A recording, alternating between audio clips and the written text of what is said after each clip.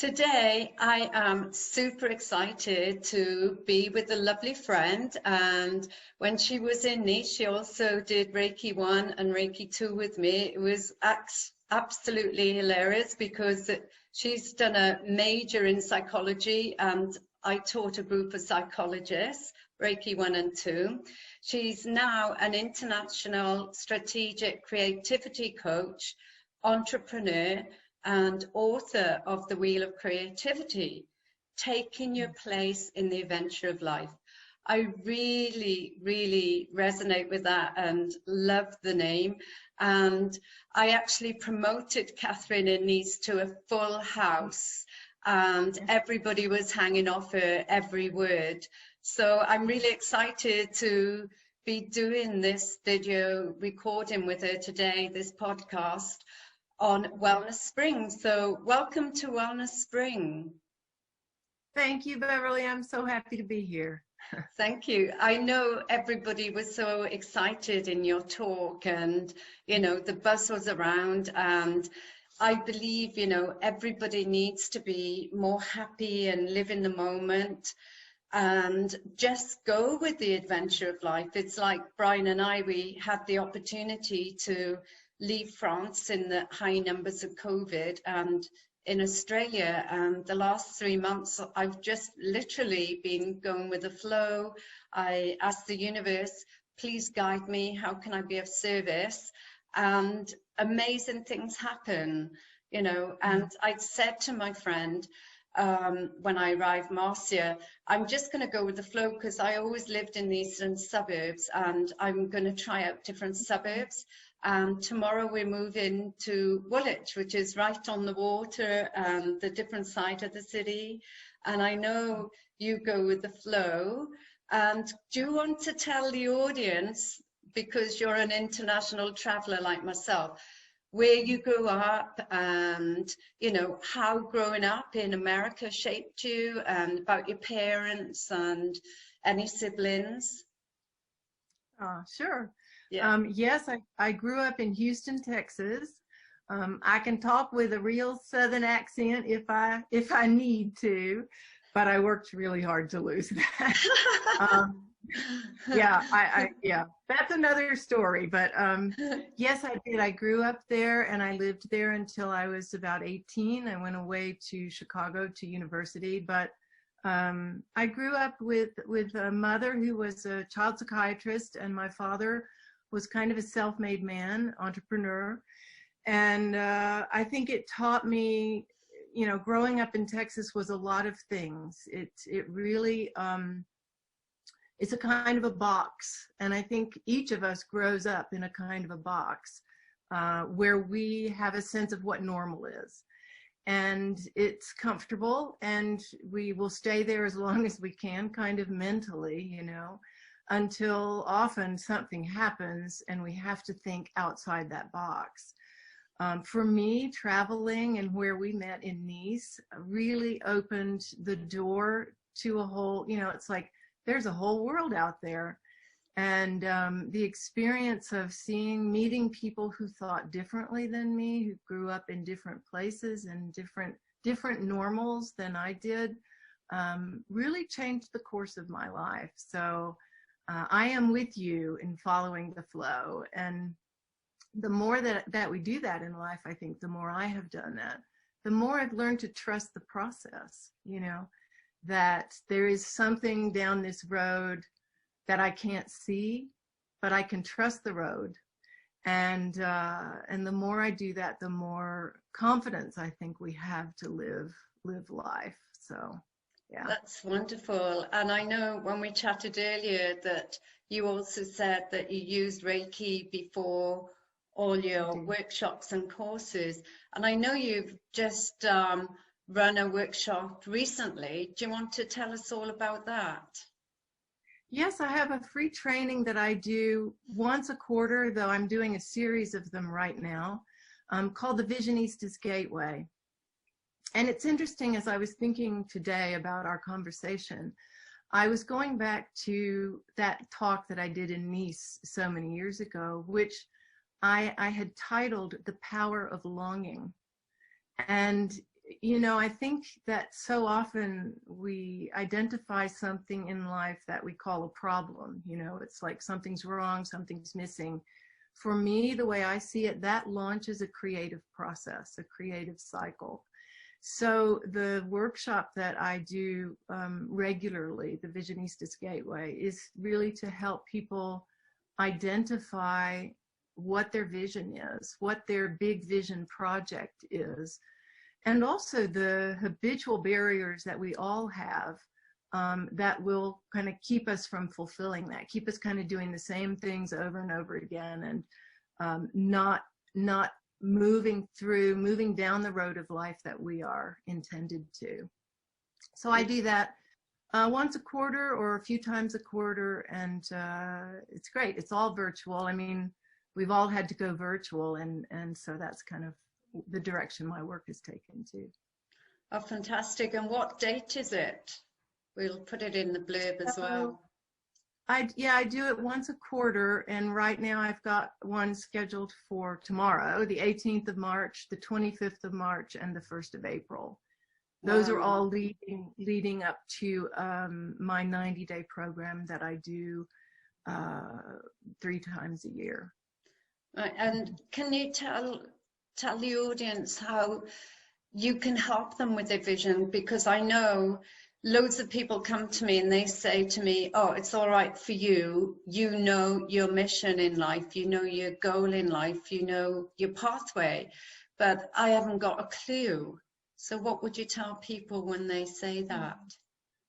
Well, first, I would say you're not alone, and my heart goes out to you. And there is something around the bend that you just can't see yet. For me, it was really at the low point of my life. I literally was staying in a friend's guest room when I started to, because I had made my living as a professional writer, and then I picked up, and this was in Chicago and then in Los Angeles. In Hollywood, I wrote and produced a documentary, TV, and film.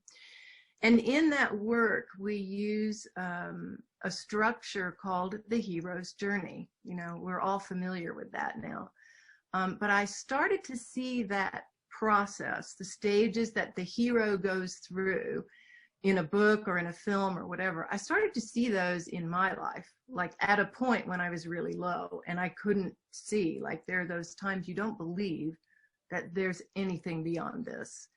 And I began to examine and explore the stages of that journey in my life. I began to see it in the lives of my friends, people around me, and I started to create a system out of those stages and make what I later came to call the Wheel of Creativity, which is really a map of the creative process. It's a map of the creative cycle that we all go through in whatever is next. You know, I like to say we take the raw material of our lives, that the circumstances, whatever it is that's going on for us, and we craft with that, we work with that to create what is next for us.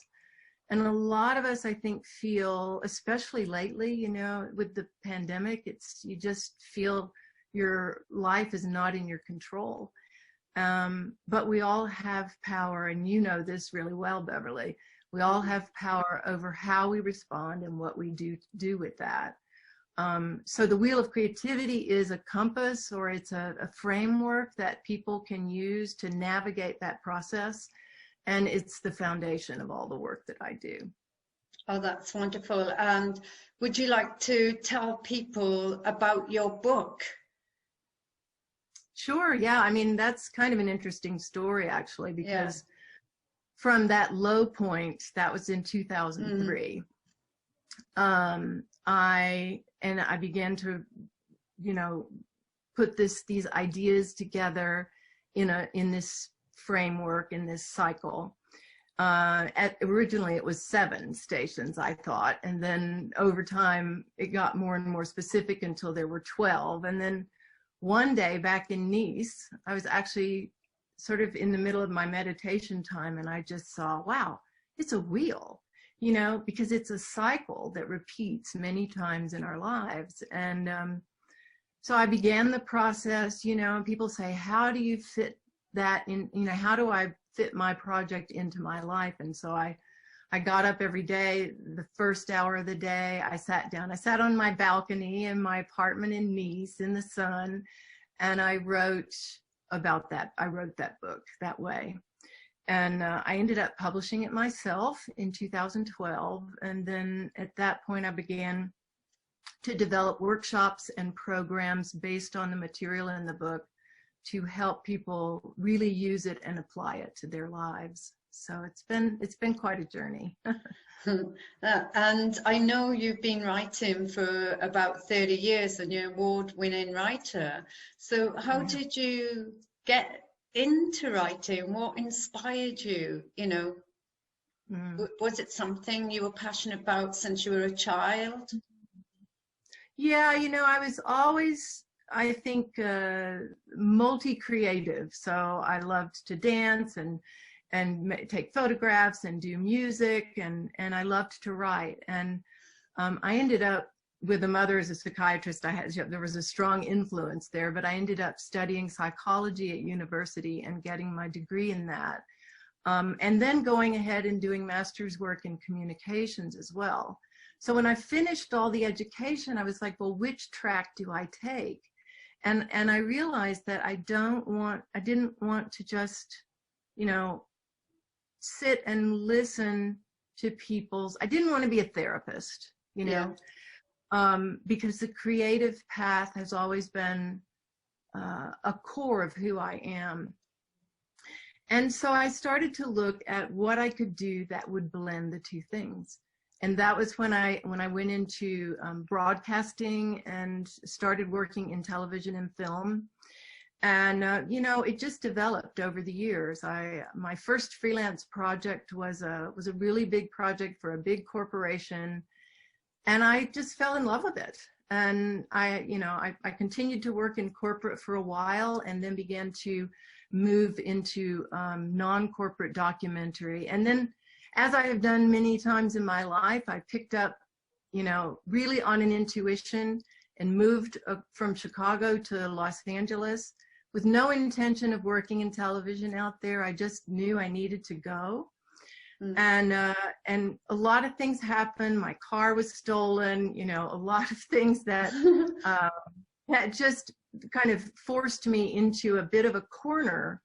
And then in that corner, I thought, well, I'll just see what's available here. And I got my first job in TV in Los Angeles and started working there. And over time, you know, the accolades came, and it's been quite a journey. I'm really grateful, even though, of course, you know, there were times when I thought, well, I don't want to be working on this kind of show. You know, we all go through those periods where it's like, this doesn't fit anymore and it's worn out and I need to move on, but I don't know where to go yet. So I think that was where I began to see that you just kind of have to take the wheel and trust the process and go from there. That's fantastic. And I know you're like the creative goddess in Nice. So can you tell the audience what you would define, or your philosophy around creativity is? Oh, thank you. That's a great question. I think, sorry, Beverly. No, go ahead. No, okay. I wasn't saying anything. I'm just waiting. I have an answer. So I think for many, many millennia, people have associated creativity with art, of course. But when we equate it with art, it gives us permission to, first of all, assume I'm not creative. Secondly, compare ourselves to other people and say, oh, well, that person is really creative in the standard sense of creativity, so I'm not. And then to censor what comes out of us, the ideas that we have, you know, we compare and we censor them. I see it differently. I really believe that creativity is the greatest natural resource that we have in the world today. It is the solution to every single one of the world's problems. Every human being has direct access to that resource. And yet so many of us are leaving it in the ground because of these, because we assume, because we compare, because we censor. And, you know, to me, creativity is life. It is the force of life that flows through every one of us. You could say it is Reiki energy. And, you know, it is what we are all here to bring, just to simply stand and say, this is what I see. This is what I long for. This is the problem I want to solve. And trust that process, and then go through the cycle to bring that into the world. And the world needs us all to take that place and do that. But, you know, we have a lot of, it's scary, you know, it's a risk, especially the more you want something, the more it comes from your heart, the more of a risk it can feel like. So I believe we really need support to go through that process. Whether you're a scientist or an artist or a business person, there is something you're here to bring into the world. Yes, I totally agree. We all have a mission. We all have a purpose, and we're all important, you know, and, you know, there's so many top people will say, like the Dalai Lama, you know, it doesn't matter what you do, whether it's sweeping the streets, picking up garbage, or top CEO. If you focus on what you're doing and become the best of what you're doing, that will bring you so much satisfaction. And when you're satisfied, you're happy, and then that energy flows around, you know. And I think personally, you know, during the first lockdown, the pandemic in Nice, there were so many people going in a state of panic, you know, because they're not used to having free time. We're all masters of keeping busy 24/7, and we don't connect with the love inside. We don't connect with Mother Nature. We don't allow our life force to flow. So you know, people were bringing me panicking, and a lot of people are not used to spending time with their spouse because one or the other or both are working. And then if you add children onto the factor as well, a lot of people were bringing me, you know, from all backgrounds. So in the end, I started up some wellness circles on Zoom to reassure people, look, you're not on your own. We're all going through this, and make fun, you know, make a program, do things together, all have your little chores, and, you know, stand on the balcony at 8 o'clock and clap, connect with your neighbors, and whatever you're doing, but connect and communicate and make everything fun. And for the ones who had lost their jobs, I had to say to them, well, think outside the box. Now it's a time. You don't have to choose a profession to please someone. You can do something you truly love.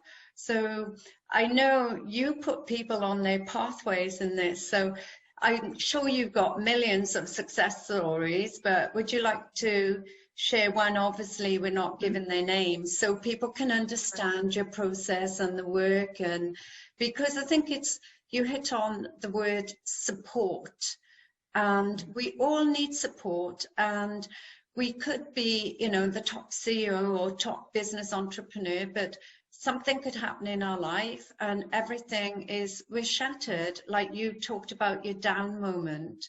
But I think it's nice if people don't think that low, so that they can learn tools to be prepared on their journey. And I know you have so many tools to help people like that. So if you could explain, that would be great. You know, I think that there are many levels of change in our lives, and we can be at any point, and as I mentioned earlier, you know, get to a point where it's just like, this doesn't fit anymore. It's like, I need to take off this coat to feel free to step into what's next in my life. And we wear the roles in our lives like these coats, and sometimes they just need to come off. But it's scary to do that. It's a risk. So I always say that the creative process, if you look at the wheel of creativity, starts at the place at the bottom that I call home. And home is our comfort zone. It's the status quo in our lives. It's where everything is known and comfortable and familiar and predictable. And it's really great place to be until one day it's not.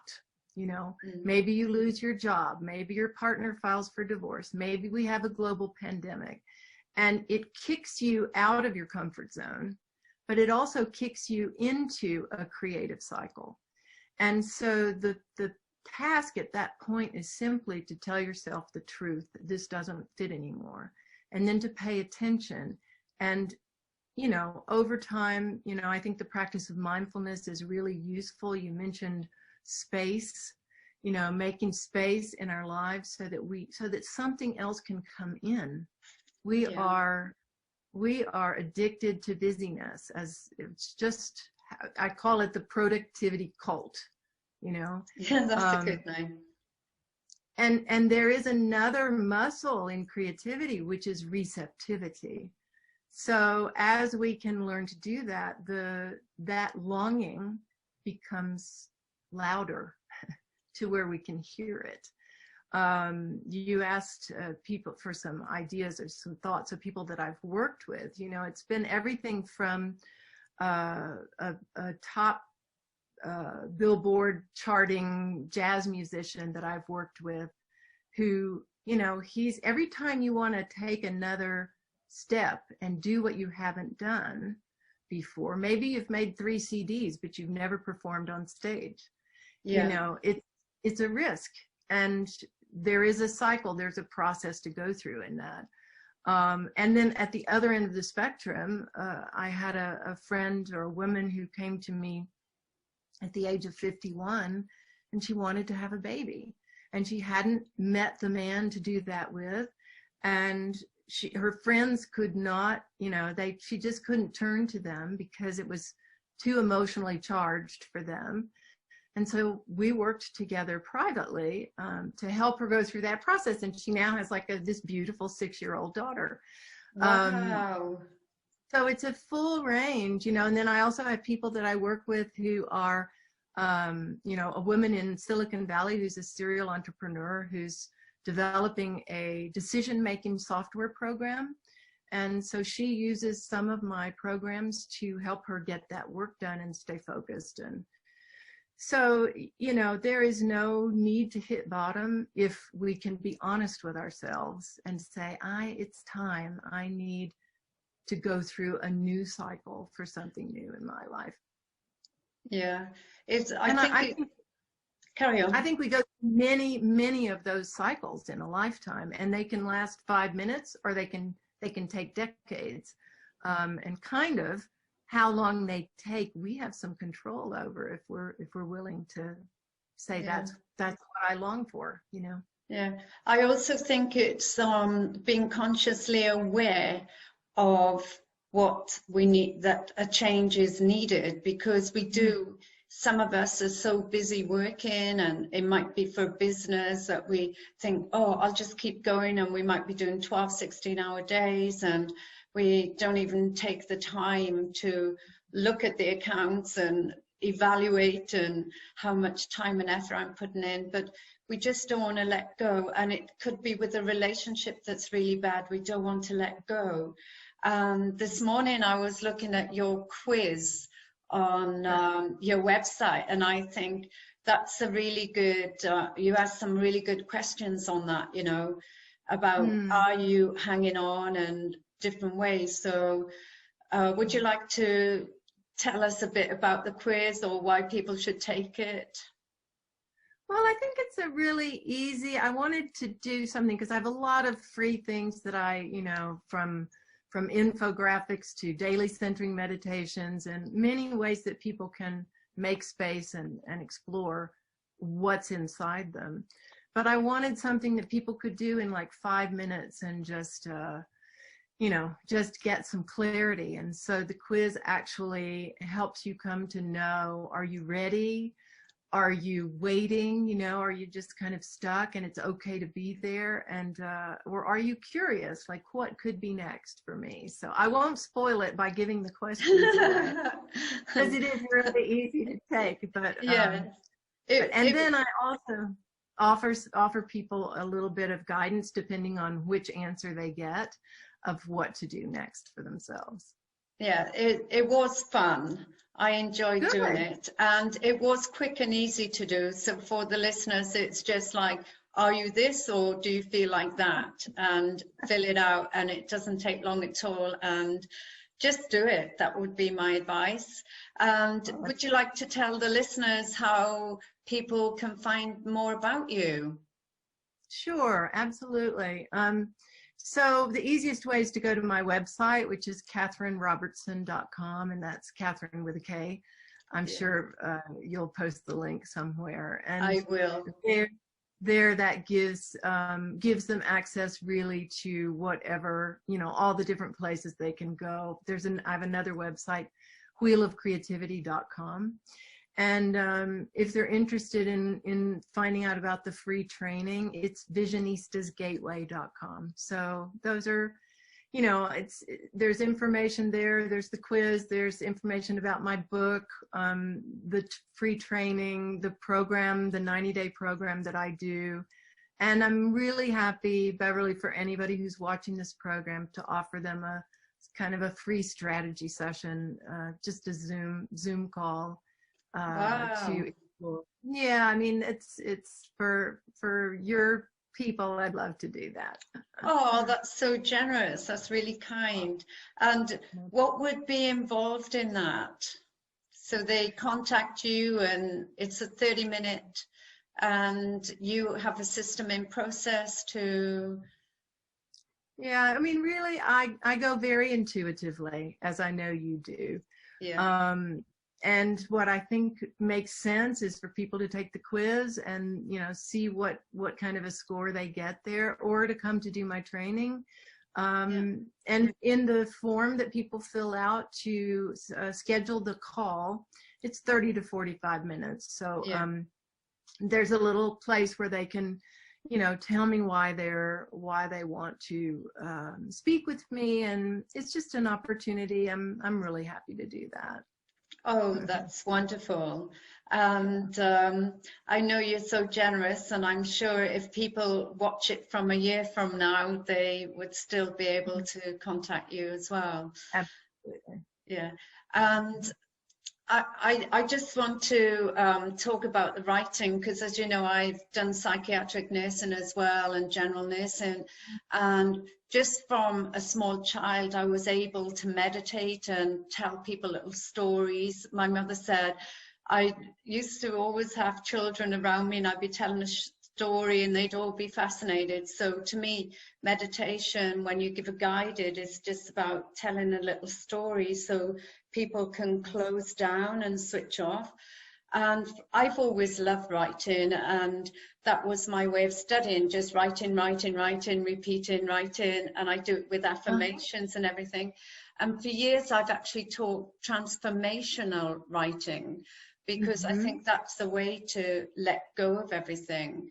What is your take on that? Have you ever done transformational writing? Because I find it so powerful and a fantastic tool, you know, that you can do by yourself. And then if too much stuff comes up, they can contact people like me or yourself. Yes, absolutely. I totally believe in that. If you could see the top shelf, it is covered with 80 journals. I have been keeping a journal since I was 18 years old. And, Wow. you know, sometimes I do, you know, the morning pages. I'm sure people have heard of those. You know, you write like 3 pages, and sometimes I go days or weeks without writing, but it is a hugely transformative process to take what is in here, which is not even clearly formulated at all, and probably very messy a lot of the time, and just see what comes out. I would love to hear what you teach, what transformational writing is from your point of view. Yeah, I think I get people, I start with a meditation to calm their minds and let go. And then I give them a theme. It could be your first day at school, or I try and start with something happy. You know, Mhm. what was a happy moment, or if you can't remember a happy moment, think of somebody who makes you laugh or something. Because if you do write about happiness, you know, Mhm. and I say to them, if you don't think about it, don't try and edit it and let your Mhm. logic, just write and write and write. Don't worry about the grammar. And if you go off on another trajectory, so be it. Just Right. let whatever comes out, and we do it, you know, we start with time, and it could be 5 minutes. And, you know, if you can't think of anything, say, right, I'm Mhm. sitting on my chair looking out the window, it's raining, it's bleak, it's this or that or the other, just so they've got something to write about and then see. But over the years, I've just found it amazing. A lot of people have discovered or dug up so Mhm. much childhood hurts that they've Mhm. blocked, or Mhm. family secrets even, you know, and it just unravels things on a light way. Rather than doing years and years of therapy, you know, you can write your way out of your own hurts and pain and shame and blame, and you know, it's just so powerful. And people, you know, end up in tears, or other people are laughing, and because we all have different responses, you know. So those are Mhm. the baby steps that I start with, and then obviously we go more deeper and deeper and deeper. But just to Mhm. start with, any journals, you know, as you know, with the Reiki, we do a dream journal, and then we Mhm. write what's happening in our life, because the first 21 days we detoxing and letting go. So it's good to keep a journal, and then you can have journals for all different types of things that you're working on. So Yeah, that's how I get people writing. that's great. That's Yeah. great. I love that.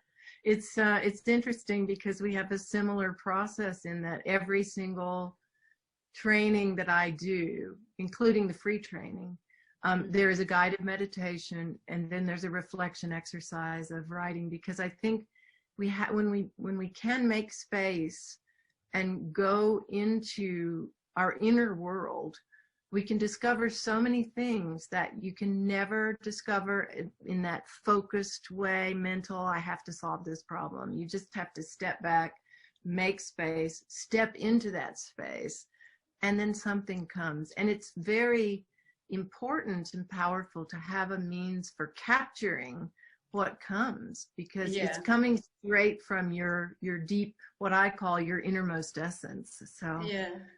And that's I, great. and for the listeners, I always write with a pen and paper, because Mhm. research scientists have proven that you can delve in 10,000 times more deeper to your subconscious than Mhm. you can when you're typing. So Mhm. it's nice to delve in deep. And Yes. yeah, and this is where it all is. And I believe that we're one with Mother Earth, and we're all connected. And um, I just want to know, because Mother Earth, when I thought it was really great on the first lockdown, because Mother Earth had time to breathe, there was less toxins. And I did sail for a month in June from Nice to Corsica and around the islands. And it's the first time in my experience that I've noticed the water so clean. And I haven't been able to swim in the sea since I got to Nice, because I get bitten, or stung, I should say, by jellyfish. And Mhm. it's happening to me all the time in various places in Europe. And this was the Mhm. first summer that I didn't see any jellyfish, and there was hardly any pollution. There was less rubbish, you know. Mhm. So I think Mother Earth managed to heal, but I now think people have stepped back, the ones who are not on lockdown, step back into their busyness and pollution and disrespect for Mother Earth. So I'd like to know, from your take, if there was one thing you could do to change the world, what would that Mhm. be? Mm. Mm. So many choices. I think the thing I would do, Beverly, and I feel emotional with this, is that I would ensure that every child has, you know, that look that children have in their eyes, that look of wonder, Yeah. where everything's possible, where I'm powerful and I can do things in the world. I would have that never go away. I would have whatever it is that child needs to not start that process of comparing themselves and censoring themselves, but to continue that path. I know this is a completely idealistic and unrealistic vision, but I'm doing what I can. Thank you. No, I've got goosebumps when you said it, and I don't think it's unrealistic because there's so many schools. There's one in New Zealand, and the children who go to this school, it's for conscious awareness children. They go there for retreats, and they could be as young as 3 and 4, and they're all meditating. They go there to learn to respect one another, regardless of color or race or background, you know, whether you're poor or rich, they go there and they learn how to connect with Mother Earth and the importance that Mother Earth is providing us with all our needs. She's nourishing us, you know, she provides us with all our food.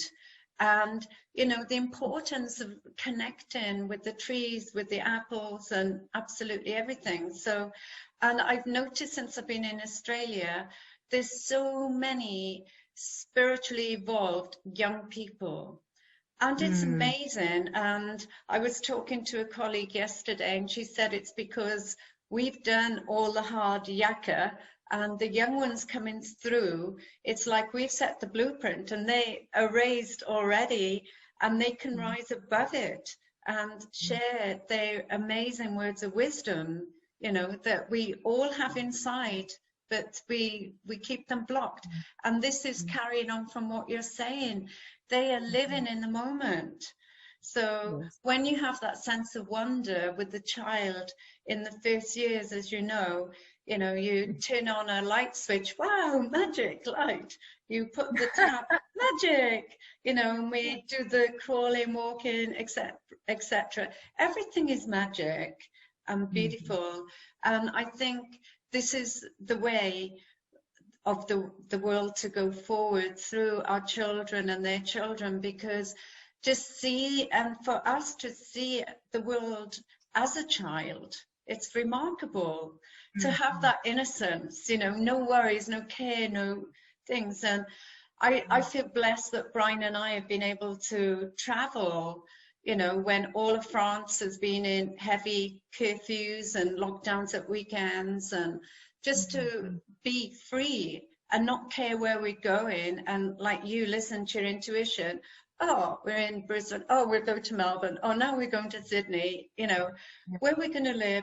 Dear universe, where should we live?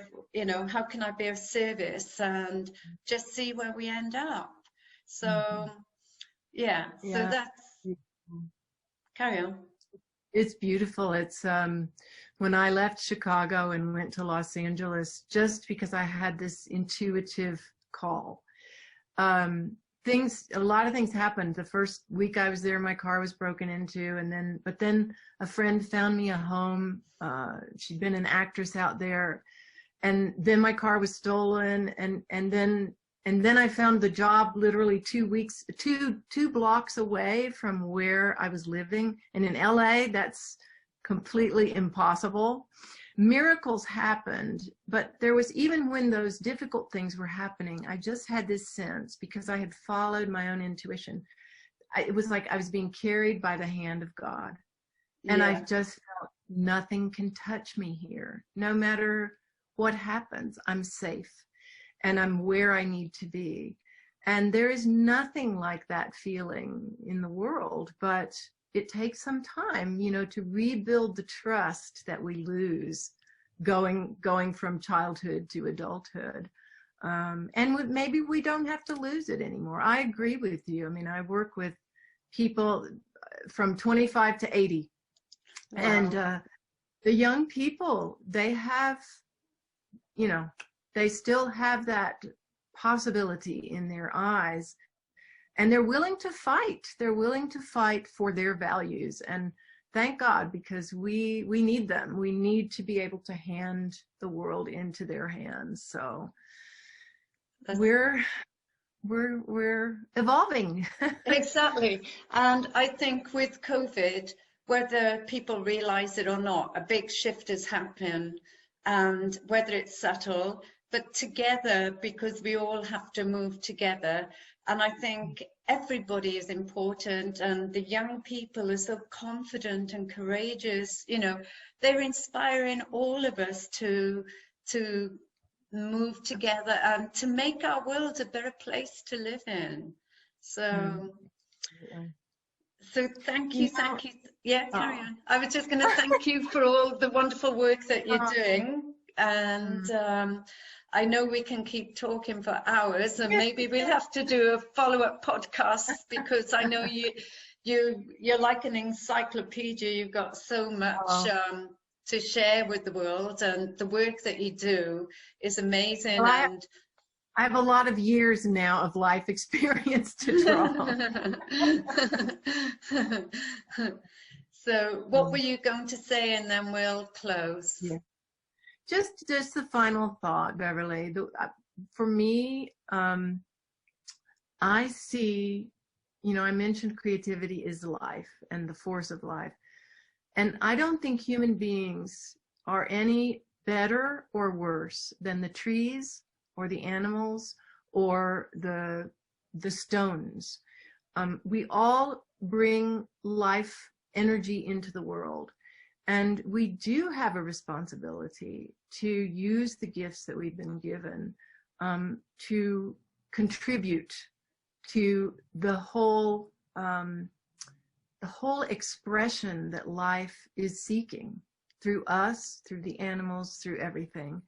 I think we've gotten ourselves into trouble by believing that we are here to dominate this earth and all the planets that we're now, you know, about to colonize. And I think we just need to remember that we have a part, we are a part of nature, and we are also subject to it. Yes. So, yeah, so I know we agree on that. We're all an important part in the cog of the wheel, and you know, we just have to respect. Like, I'm a sailor, so you have to respect the elements, and like you're saying, if every so often people talk about wheels, you know, I went for a walk in Northern Beaches, and we came to the quarantine station, and there are all the people buried very young, you know, that had the plague.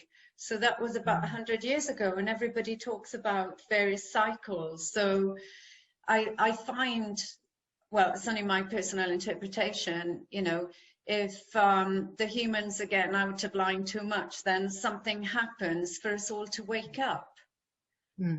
So this is a wake up for all of us, and it's so important that we use this opportunity now to really look within and lead the life that we're born to lead, as you just said. Yeah, have the courage, you know, it takes courage. So we're all. Thank you, Beverly. Such a pleasure to talk with you today. Yes, and you. Yeah, I was just one thing to the listeners. We are here to lead a happy, purposeful, meaningful life. And if you're not happy, contact Katherine. So thank you. Thank you. Thank you. Many blessings to you. Thank you.